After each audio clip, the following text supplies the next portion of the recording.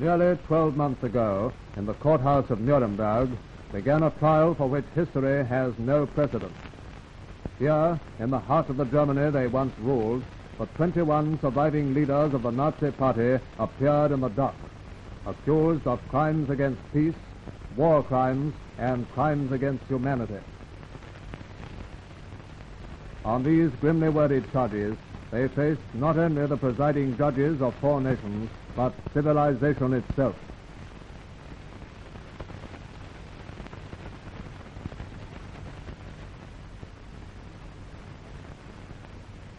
In the mind of each prisoner, the reading of the long indictment may have brought a vision of the days when Mein Kampf was Germany's Bible. Adolf Hitler and his satellites started along the road to glory for the Reich, butchery of its enemies, and ultimate destruction for themselves.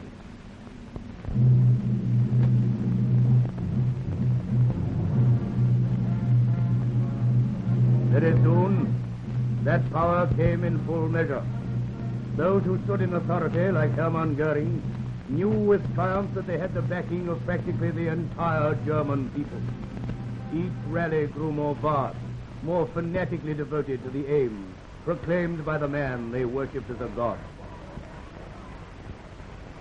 With an irrevocable aim, absolute power and ruthless aggression, the German leaders and people were linked in the common conspiracy which was to plunge the world in the flames of war.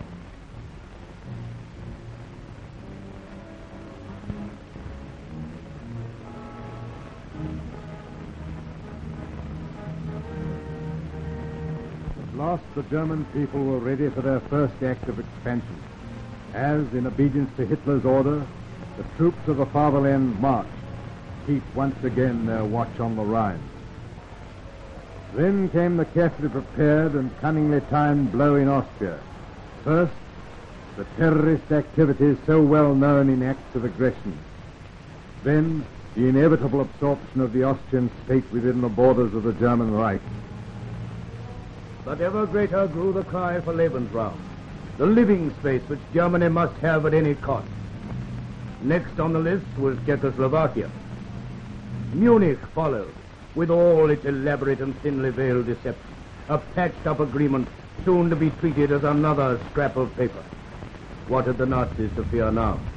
They were the Herrenfolk, the masters of the world. All democratic nations were weak and decadent. Again the Nazi legions marched, pouring in a flood tide across the borders of Poland, and World War II had become a tragic reality.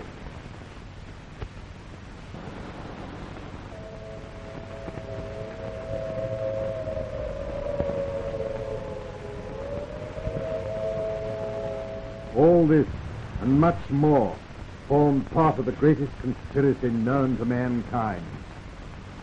Hermann Goering, ex-chief of the Luftwaffe, and Hitler's henchman throughout the days of the party's blood-stained rise to power.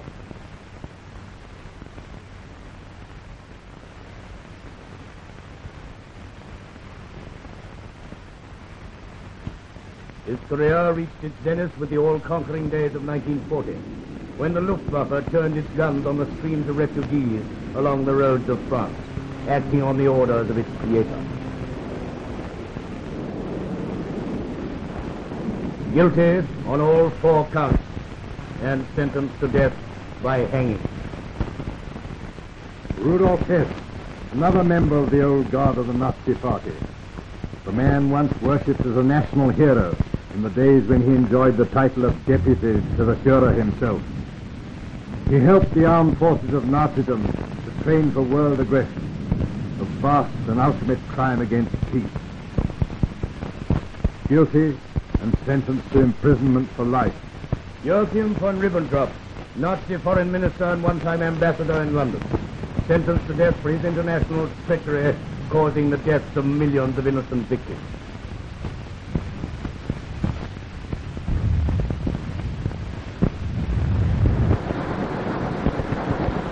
Wilhelm Keitel, chief of the High Command of the German Armed Forces, accused, among other charges, of authorizing, directing, and participating in the butchery of prisoners of war.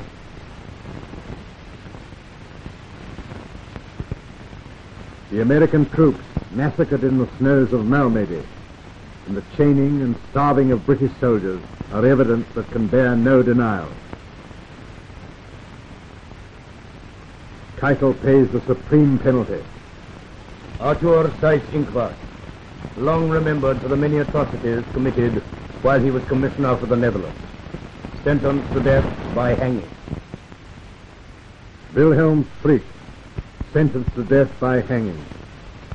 Europe will never forget that the thousands of its children were branded as slaves of the master race.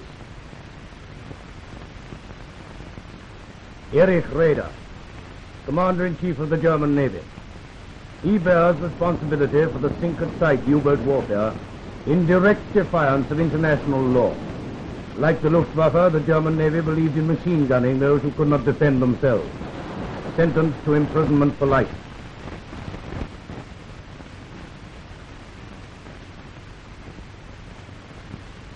Julius Streicher, perhaps the most repulsive figure in the dock. Streicher, the Jew-baiter, at whose behest some of the most unspeakable crimes in history were carried out in the name of the Reich. The sickening horrors perpetrated for years at Buchenwald, Belsen, and Auschwitz are well known to a world already shocked by their story.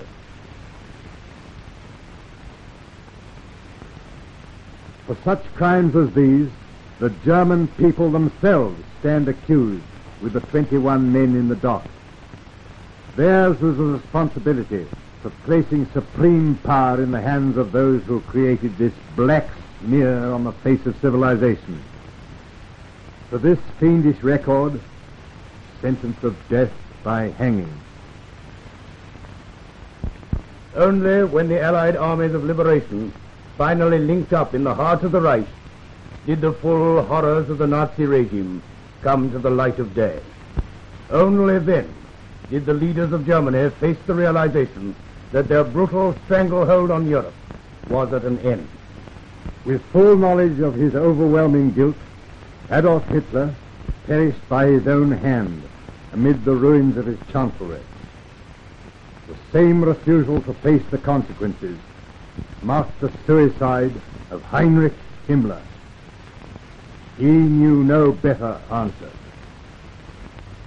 In the courtroom of Nuremberg, 18 of the 21 were found guilty, and 11 of these are to pay the supreme penalty. So the most tremendous trial in history comes to an end. A monument to international justice and a pledge to mankind that the crimes committed in the name of Germany will never again darken the lives of generations to come.